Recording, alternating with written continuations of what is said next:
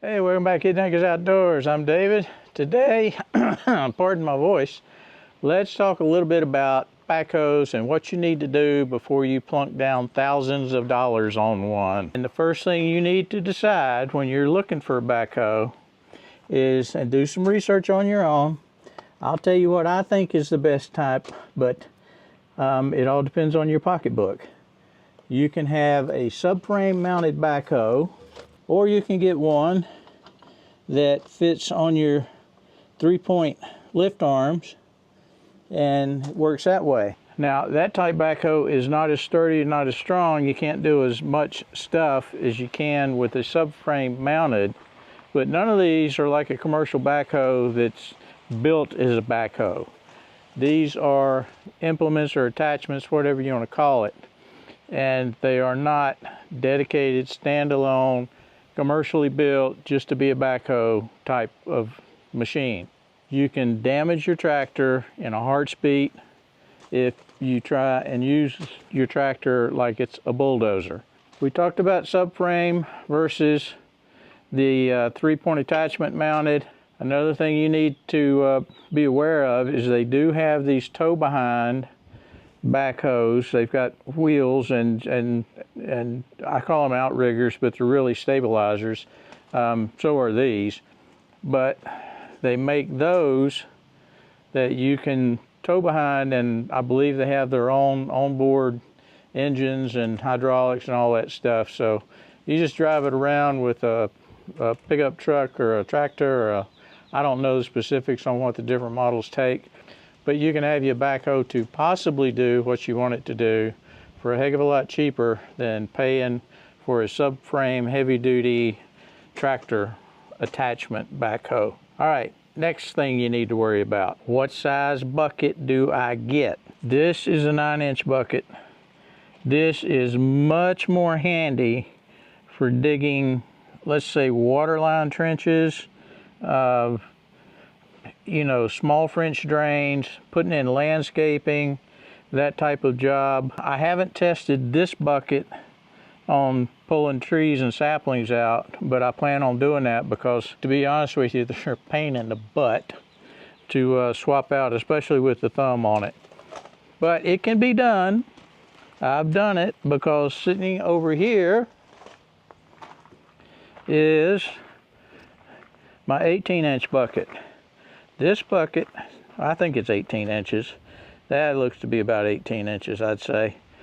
This bucket, if you've got to dig like a trench that goes around your field for drainage, you got a pond and you need to dig a trench that comes off of that, opt for that size bucket. They make them wider than that. They go 24, and I think the biggest one that this tractor will handle, I could be wrong, but it might be up to, it's either 30 or it's got to be limited at 30, I would think. But look at TYM's website and you can figure it out. All right, so this is some of the other stuff you can do with a backhoe. I had just started in here the other day when a guy came to mark off the sidewalk, so I didn't get to finish up. But I've got, as you can see, a stand of dead pines here that I need to clear out. I could bring a chainsaw in here and knock those down, no problem, grab the grapple, pull them out. I just want to go ahead and get them down the easiest way possible and kind of sling them up out of the way. And I thought, why not try the backhoe and see how that works? And it does a bang up job. I mean, this tree here, I just pushed it straight over with the hydraulic pressure from the backhoe. It's mostly dead anyway. But then you can reach over if you've got a thumb on it and just pick it up and move it 180 degrees from over here on the left-hand side to over here on the right, and you can stack your stuff up. Then come in with a grapple, pick it all up in one load and get rid of it. Dig out the stumps as you go, or just pull them straight up out of the ground like I did with that one.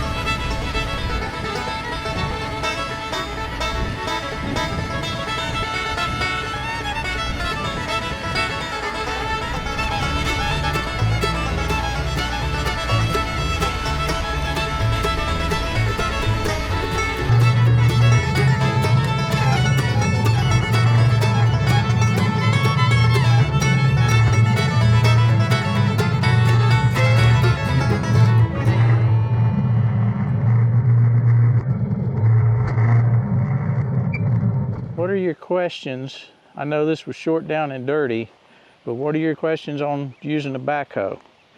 Or, you know, decisions whether or not you need to buy a backhoe.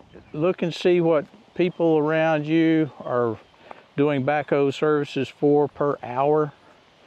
And if you can do 10 hours and somebody's going to charge you, you know, I don't know, I don't have any idea, $1,500, maybe $2,000, I don't know what they charge, but $2,000, and if that does all your work for you that you anticipate needing a backhoe from, by all means pay a professional to do it and save yourself a bunch of money and a bunch of maintenance you got to do on another piece of equipment and storing the thing, because if you don't need a backhoe, you don't need it. If you can do it cheaper, then do it cheaper. We've got about 23 acres out here, and we use pretty much all the implements that we have. I might have splurged a little bit on my mini clip that cuts down trees, but live and learn. It still works great, man. You can pull up to a tree 7 inches in diameter, that thing just snaps it right off. It's great. But take a hard look at your pocketbook. Take a hard look at the finances that you've got set aside to do whatever project or however many projects before you decide to bite the bullet on a backhoe. I would advise you to never go the cheapest route.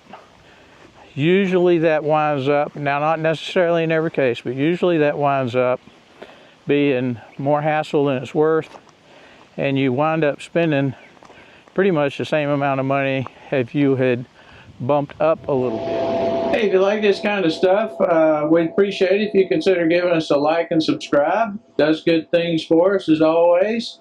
And if you got any questions, any other questions about this backhoe, or any backhoe, or whether or not you should buy one, I can give you my opinion, but you know, opinions are like, you know how the old saying goes, everybody's got one. So we'll see you next time, Friend Niggas Outdoors. Bye.